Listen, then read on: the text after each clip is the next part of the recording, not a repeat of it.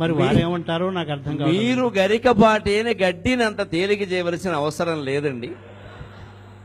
అదేమండి ఎంత మాట, ఆ గడ్డితో కొన్ని 100 కోట్లు సంపాదించిన వాళ్ళు ఉన్నారు.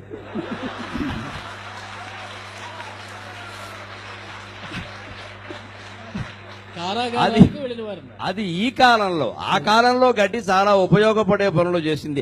గరికయే అడ్డమై కౌశల్య కోడలి పరువు మర్యాదలు భద్రపరిచే.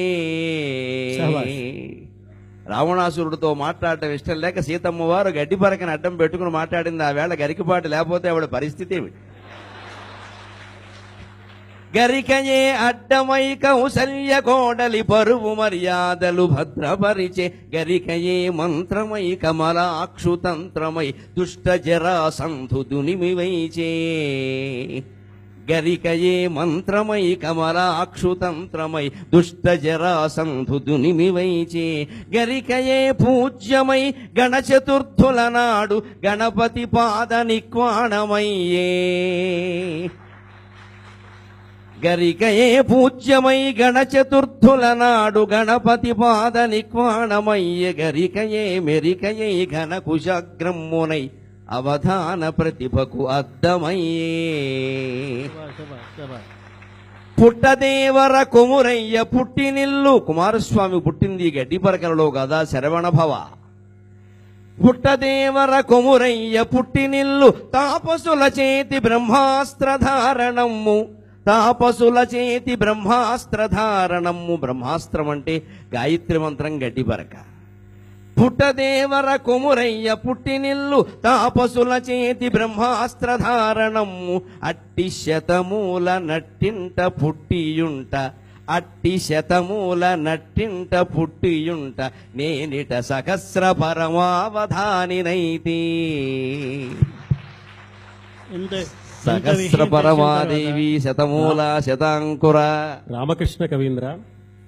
రామకృష్ణుడు ప్రతిభావంతుడని, అద్భుతమైన పద్య విన్యాసం కలిగినవాడని, చక్కని ప్రబంధ రచన చేశాడని, కొండకుచో హాస్యకుశలుడని మాకు తెలుసు గాని భవిష్యత్ దర్శనం కూడా కలవాడని ఇప్పుడే తెలిసింది. అయ్యా, రాబోయే జన్మలో ఏమి కాబోయేవారో కూడా మీరు ముందుగానే గ్రహించారు. దీనికి భవిష్యత్ దర్శనంతో పని ఏమిటంటే రోజు ఇంతమందితో వేగడం సహస్రావధానం కాకపోతే ఏమిటండి? ఈ అనుభవం మీద చేస్తున్నాం. మాకు ఈ పద్యం విన్న తర్వాత ఇక లోకంలో గరికి కూడా ఎవరికి దొరకదేమో అని. మహామంత్రి, మరొక రహస్యం కూడా ఇక్కడ చెప్పవలసి ఉన్నది. ఇంటి పేరు తెనాలి వారైనను వారి గ్రామము గరికిపాడు. గరికిపాటి నుండి తెనాలి అగ్రహారము పొంది తెనాలి రామకృష్ణుడిగా ఆయన ప్రసిద్ధులైనారు. అంటే పేరే కాక ఊరు కూడా మార్చుకున్నారన్నమాట. ఆ రెండేనండి, ఇంకేం మార్చలేదు. ఏమో మహామంత్రి, ఏమైనా తెనాలి రామకృష్ణుడి పద్యం చూస్తే వారిని ఈ విధంగా సంభావించమని అనిపిస్తూ ఉన్నది. వికట కవీశ్వరుడంచు పేరది వచ్చనుగాని. వికట కవీశ్వరుడంచు పేరది వచ్చనుగాని. కావ్యముల్ ప్రకట గభీర భావ పరిభాషిత గంగ తరంగ రింగణ ప్రకృతి వెలుంగు చిత్రమగు వైష్ణవమూర్తి తెనాలి రామకృష్ణ కవివరుండు. తెలుగు కవి నాయకులందు వినాయకుండహో.